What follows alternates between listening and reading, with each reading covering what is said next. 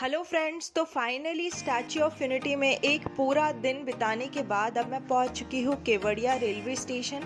और यहां से मैं पूरी करूंगी अपनी सोमनाथ की जर्नी।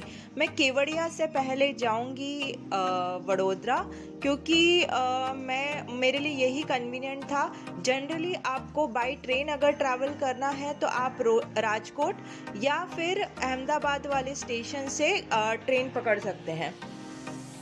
तो फाइनली अब मैं जा रही हूँ वडोदरा। यहाँ से मैं बाय बस ओवरनाइट जर्नी करूँगी for Somnath ji. Let's see, देखते हैं कैसा एक्सपीरियंस होता है।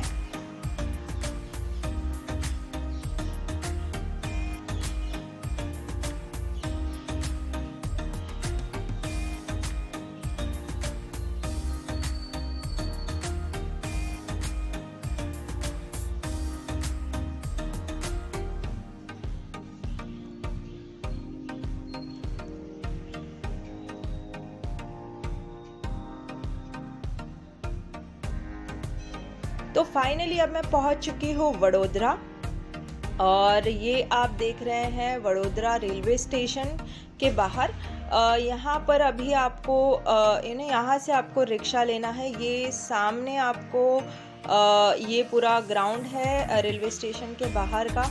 ये पूरा मीन्स लाइक काफ़ी अच्छा रेलवे स्टेशन है, क्लीन है, बहुत ही मीन्स लाइक नाइट में भी एकदम सेफ फील हो रहा है।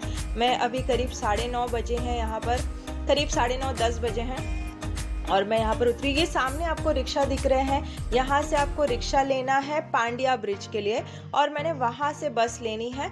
तो हार्डली एक 15-20 मिनट्स का डिस्टेंस है और मैं पहुँच जाऊँगी पांड्या ब्रिज। लेट्स सी, देखते हैं अब कैसी जर्नी होती है। सो फाइनली मैंने अपनी बस ले ली है पांड्या ब्रिज के वहाँ से, और अब मैं निकल चुकी हूँ सोमनाथ जी के दर्शन के लिए। मैं करीब पहुँचूँगी सुबह 9:30 बजे के करीब। तो अराउंड 10 से 12 घंटे की जर्नी है।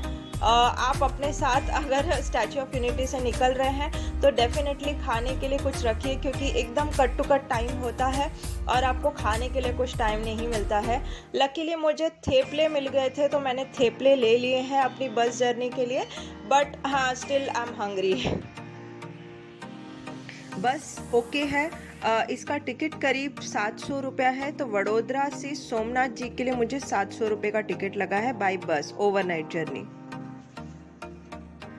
सो गाइज, अब मैं आपसे कल सुबह मिलती हूँ डायरेक्ट सोमनाथ जी के वहाँ पर। So till now, bye bye, good night. So अब मैं पहुँच चुकी हूँ सोमनाथ जी के एंट्री गेट पे। बस ने हमें यहीं पर उतारा है, सुबह 9:30 बजे हैं, और अब मैं डायरेक्ट यहाँ से लूँगी रिक्शा। सो देखते हैं रिक्शा के क्या प्राइस होते हैं।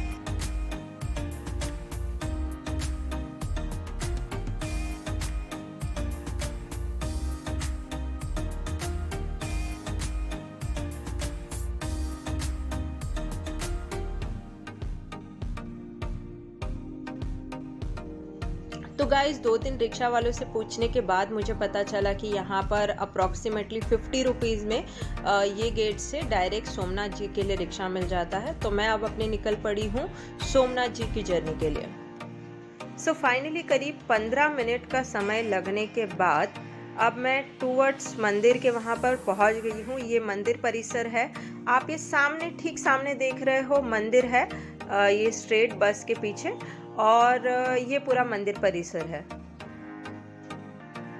यहाँ पर आगे आप देखोगे मंदिर के आसपास काफ़ी सारे रुकने के साधन हैं। आप यहाँ पर रुक सकते हो। यहाँ पर ट्रस्ट के 2-3 फेमस होटल्स भी है। आप वहाँ पर भी देख सकते हो, जहाँ पर 90 रुपये से लेकर के डॉर्मेट्री शुरू होता है और 5,000 रुपये तक के रूम मिलते हैं। ये पूरा मंदिर परिसर है।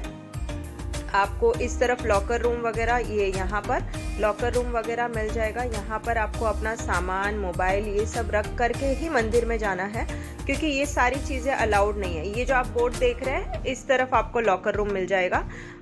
ये सामने जो 2 रूम दिख रहे हैं, यहाँ पर लॉकर रूम है।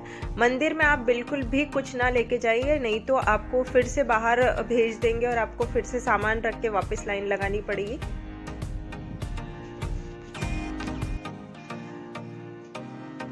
सो गाइज ये है मंदिर मेरे पीछे। ये आप देख रहे हैं पीछे पूरा समुद्र भी है। मंदिर परिसर में फोटोग्राफी अलाउड नहीं है, इसलिए मैं बाहर से ही अपने होटल रूम से आपको ये मंदिर दिखा रही हूँ। बहुत ही भव्य और आलीशान मंदिर है।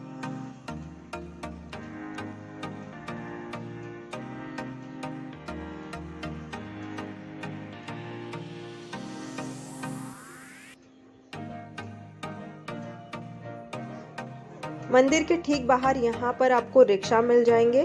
करीब 500 रुपये में आपको वो जो मेन लोकेशंस है वो घुमा देंगे।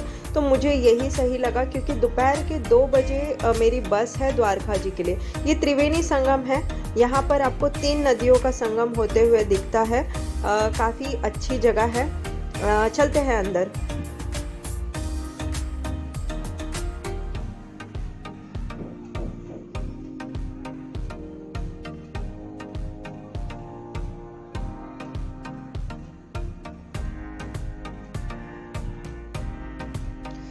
रिक्शा के बाद ये मेरा फर्स्ट डेस्टिनेशन है। रिक्शा करने के बाद त्रिवेणी संगम। आप यहाँ पर जाए तो पैर एकदम संभल के रखिएगा, और ज़्यादा कोशिश हो सके तो पानी में ना जाइए, क्योंकि सीढ़ियों पे बहुत ही फिसलन है। मैं बहुत बुरे तरीके से गिर चुकी हूँ और बहुत बुरे तरीके से चोट आई है गाइस। तो लाइटली ना लें चीज़ों को। टूरिस्ट प्लेस पे जाए तो अपना ध्यान रखें, क्योंकि हम करीब शहरों से जाते हैं तो हमें पता नहीं होता है कि कहाँ पर क्या एक्सीडेंट हो सकते हैं। तो मैं बहुत बुरे तरीके से इंजर्ड हो चुकी हूँ।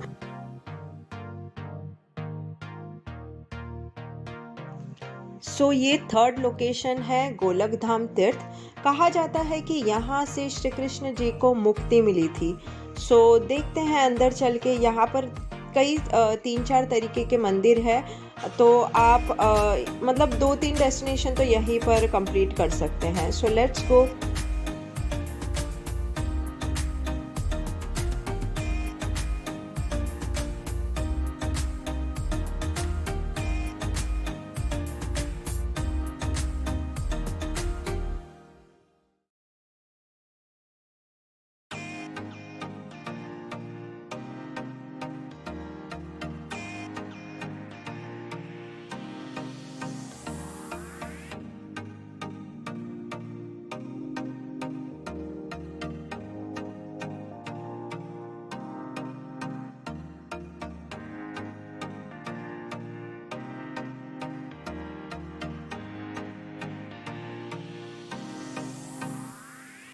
अब मैं आ गई हूँ अपने नेक्स्ट डेस्टिनेशन शारदा पीठ पे। यहाँ इसी के पास में आपको इंद्रायणी माता की गुफा, पांडवों की गुफा और सूर्य मंदिर भी मिलेगा। लेट्स सी, कंप्लीट करते हैं ये तीनों जगह भी। यहाँ पर सारे के सारे 12 ज्योतिर्लिंगों का बनाया गया है एक साथ ही। सारे 12 ज्योतिर्लिंग आप एक साथ देख सकते हैं।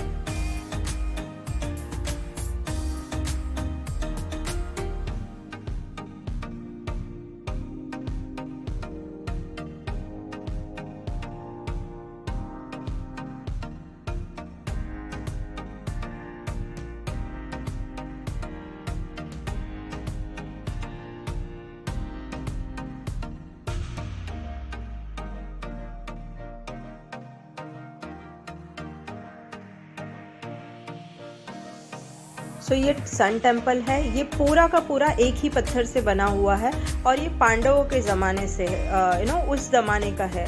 मंदिर को अभी भी प्रॉपरली मेंटेन रखा गया है। काफ़ी अच्छी नक्काशी की गई है मंदिर पर। ये सन टेम्पल है। अंदर चल के देखते हैं।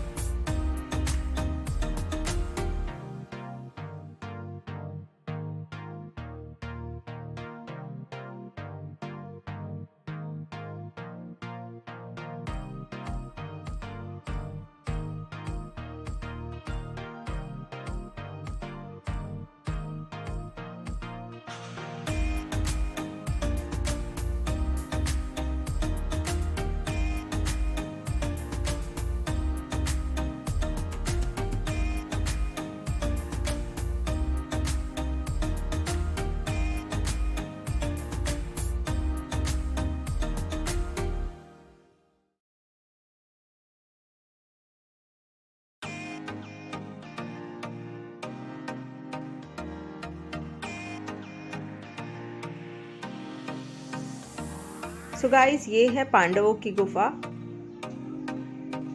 अब हम अंदर जाएंगे और देखते हैं कैसा एक्सपीरियंस होता है। कहा जाता है पांडव अपने वनवास के टाइम पे 1 साल यहाँ पर भी रहे थे छुपने के लिए। सो लेट्स सी, देखते हैं कैसा है। बट हालांकि अंदर फोटोग्राफी अलाउड नहीं है, तो मैं सिर्फ आपको बाहर का परिसर दिखा सकती हूँ। बट अमेजिंग एक्सपीरियंस रहा मेरा अंदर जाने का। काफ़ी झुक के और एकदम ऐसी छोटी सी जगह है, बहुत ही मज़ा आता है, एडवेंचरस लगता है। सो अब नेक्स्ट डेस्टिनेशन, ये जो आप मूर्ति देख रहे हो ये करीब 800 साल पुरानी मूर्ति है। यहाँ पर उसकी पूरी डिटेलिंग दी गई है, आप जूम करके पढ़ सकते हैं।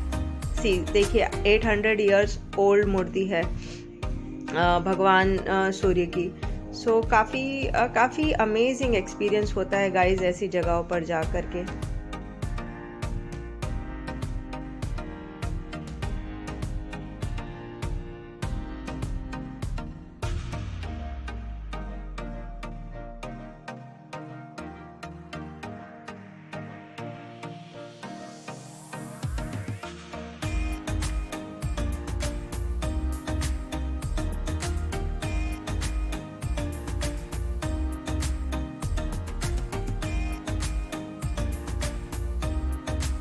सो फाइनली अब मैं आ चुकी हूँ बाणगंगा।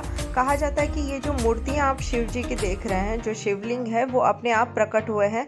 यहाँ पर ज़रा संभल कर चलें, क्योंकि सारे पत्थर है, ये बीच जैसा नहीं है, यहाँ पर रेत नहीं है, ये पूरा पत्थरों से बना हुआ। ये देख रहे हैं आप साइड में जो जगह है, ये पूरी पत्थर की जगह है और ये थोड़े नुकीले पत्थर है। हालांकि आप इस पर चल सकते हैं, बट फिर भी संभल कर चलें।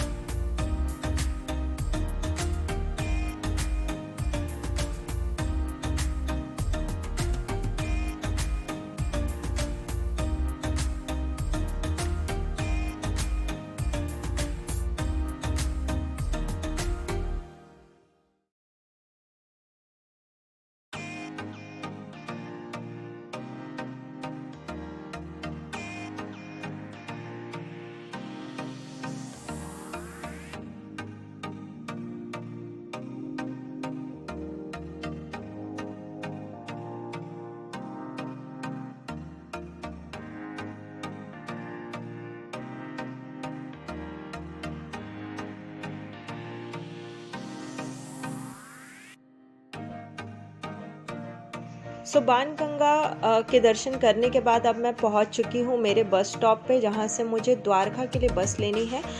करीब 3 बजे का समय हुआ है और ये बस मुझे पहुंचाएगी करीब 8 बजे द्वारका में। तो मिलते हैं गाइस डायरेक्टली अब द्वारका में। गाइस, अगर आपको ये वीडियो पसंद आया हो, इन्फॉर्मेशन प्रॉपर लगी हो, तो प्लीज़ मुझे सपोर्ट ज़रूर कीजिए, प्लीज़ सब्सक्राइब कीजिए, जितना हो सके मेरे सारे वीडियोस को वॉच कीजिए और मुझे इंस्पायर करिए to make more videos. Thank you so much.